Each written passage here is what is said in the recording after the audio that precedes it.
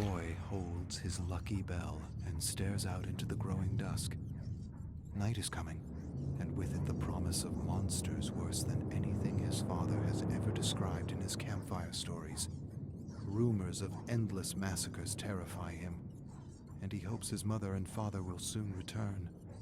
They heard a radio broadcast promising safety to those in hiding, and they left with others to investigate.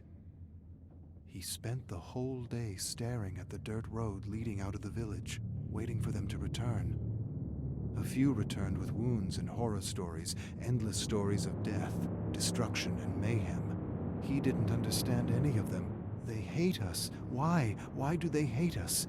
Because the radio and the television tell them to. What did I ever do to them? You were born in newly created Nigeria. That's what you did. You were born a northerner.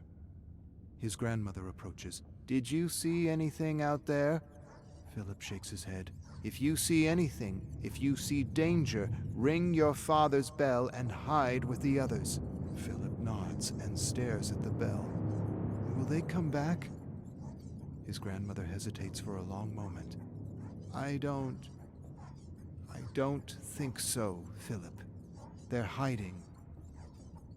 Tears fill his eyes as his grandmother disappears into a small thatched home. He feels a tear slip down his face, and he knows, just knows, he will never see his parents again. Grandmother Abigail hasn't smiled for days. A terrible smell of rotting flesh drifts into their village, and she tells Philip it's the stench of decomposing cows. Philip nods, but knows she's just trying to protect him from the truth. He heard the elders talking by the well. So many dead, and they are burning the bodies before there is an investigation. Who is burning the bodies? Killing crews, human butchers, men paid to make his people disappear as though they were an infestation of cockroaches, a deal with the devil for money. He hates them all and tries to sleep but can't. All he can do is stare at the door where he hopes against hope to see his parents again. But he knows they're never returning, and all he has left is grandmother Abby. Abby approaches him and lies beside him. He leans his head against her and closes his eyes and cries. He hears her open her mouth to say something, but no words come out. He opens his eyes, and she's crying silently. Before he can say anything, a bell rings.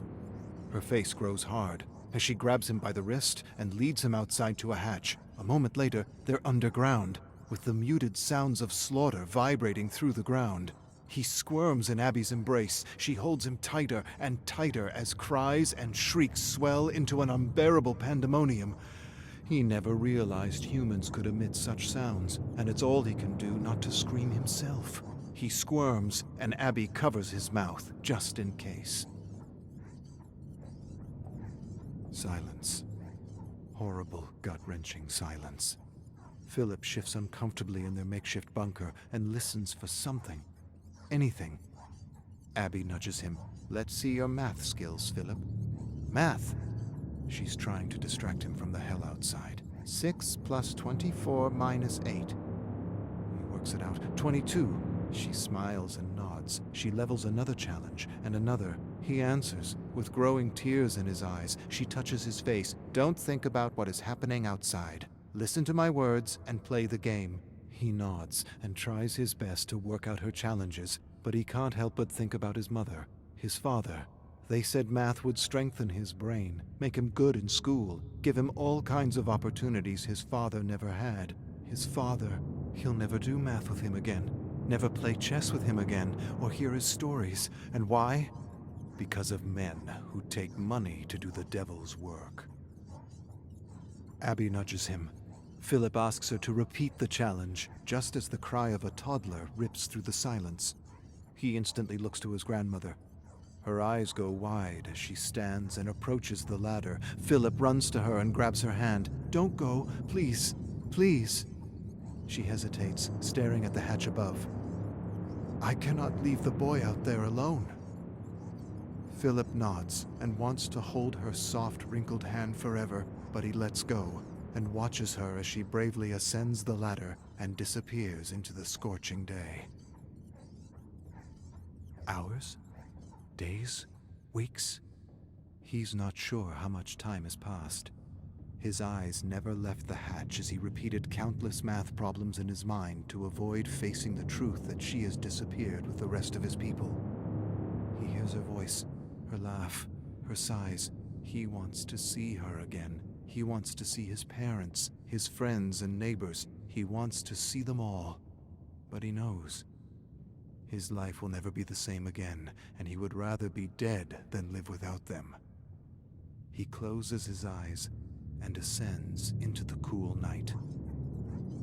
The smell of rotting humanity instantly assaults his senses, reminds him of roadkill left in the sun for days, only worse. He searches the moonlight ground and soon finds his father's bell by the charred remains of a body. What happened? You were supposed to keep a lookout. You were supposed to warn us. He takes the bell and cries out for his grandmother in a raspy whisper. But the whisper turns into an endless scream. He screams until he loses his voice, and all that answers back is the deafening silence of the cold, indifferent night. He falls to his knees, taps his bell with his finger, and wishes he could just disappear from this living nightmare. Village to village, it's always the same scene. Death and destruction. Burnt cars, homes, and bodies. His people disappearing in a seemingly endless mixture of fog and smoke. He can't move anymore. He doesn't have the strength or will.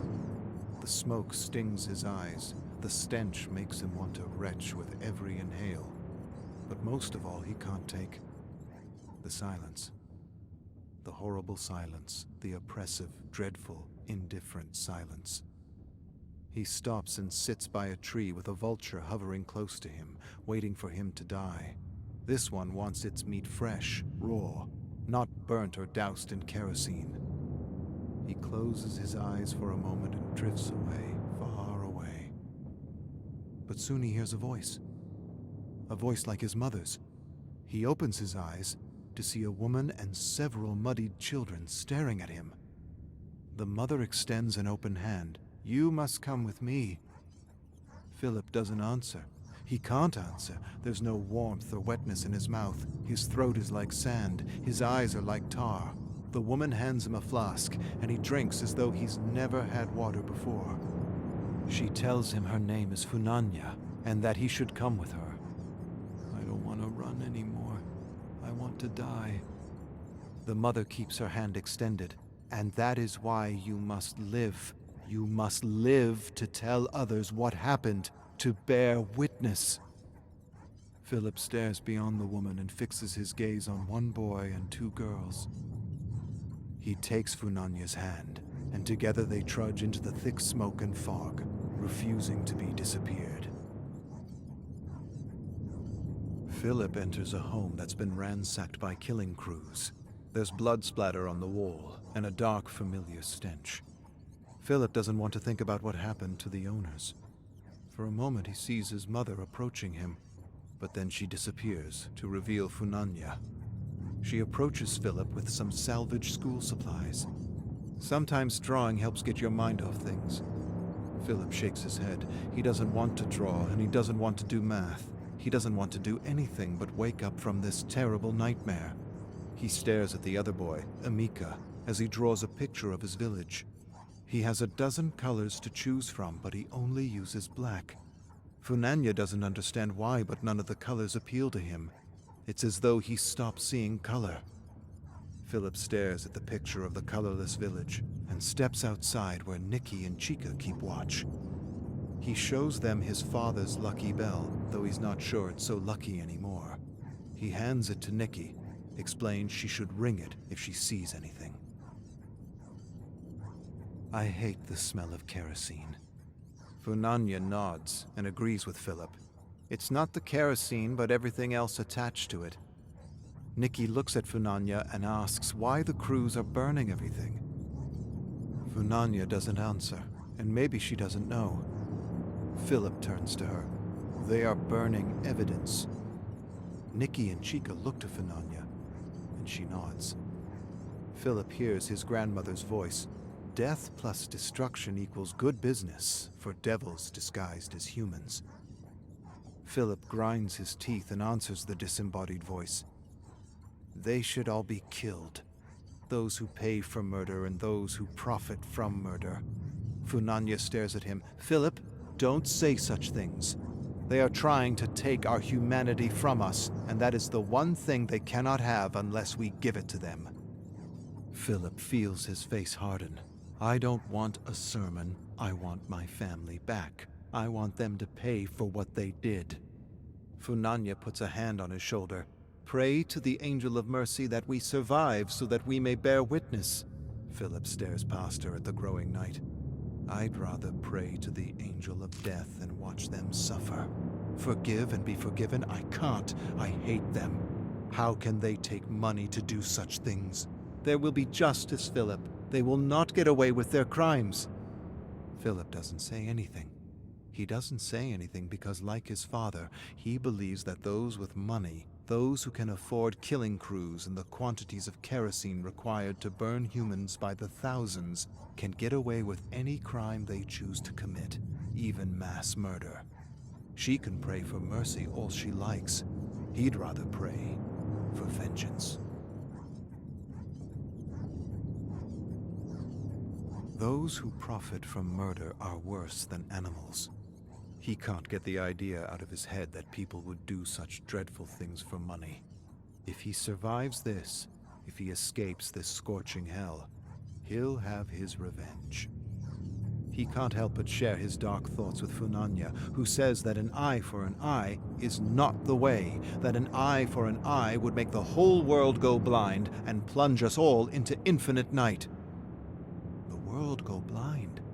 The world is already blind to what is happening to him and his people. To hell with the world. The world doesn't care. All this unrest and destruction was meant to happen. It was a mathematical formula to divide and conquer and rob his country of its beloved resources.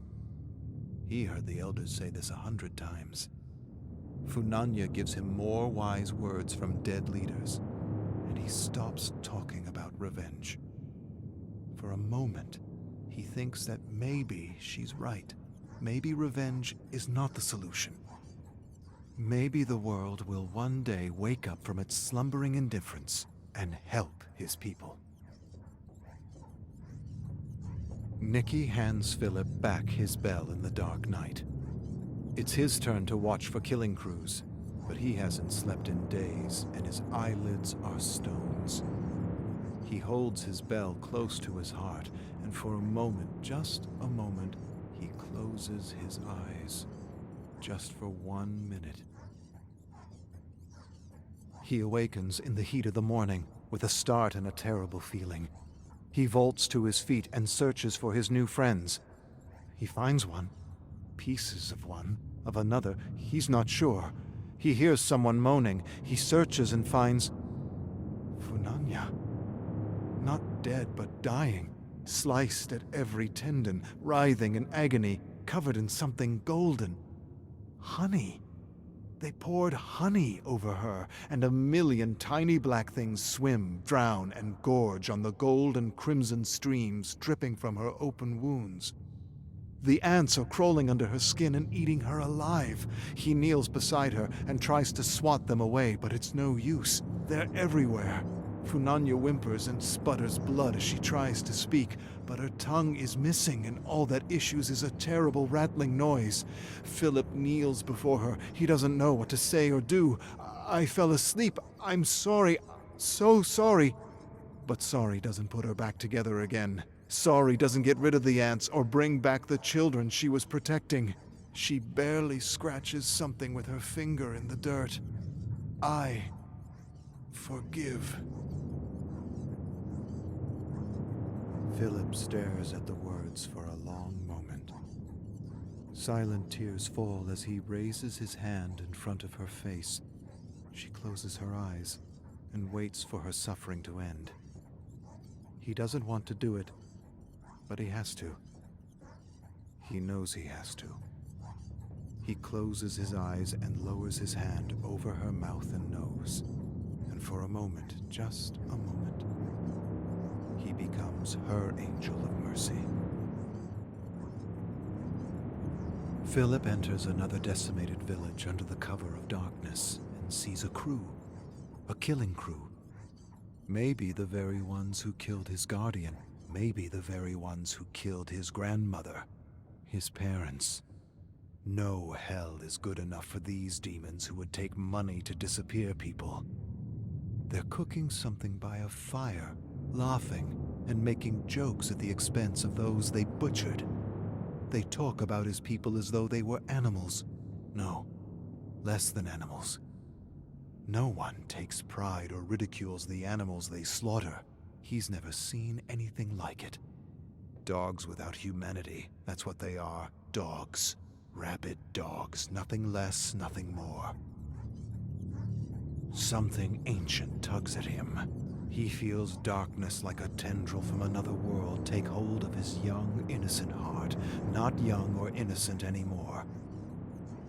He hears Funanya's voice. Forgive and be forgiven. But he doesn't want to forgive, and he doesn't want to be forgiven. He wants them to suffer like they made his people suffer.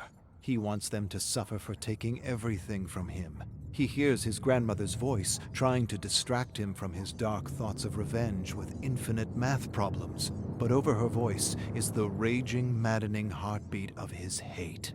Her voice screams out equations and challenges, but he glares at the men. He feels kerosene coursing through his veins, and he's ready to explode. An eye for an eye, and the whole world plunges into infinite night. Good. Philip notices the guns by the jeep. He could grab one and shoot them all. But he's never used a gun, and they'd probably run away. He could find a knife or machete, but these dogs would overpower him. Just walk away, Philip. Never look back. It's your duty to survive and bear witness. He ignores the voices in his head and only wants one thing. He wants them to suffer and disappear. He wants to... Yes.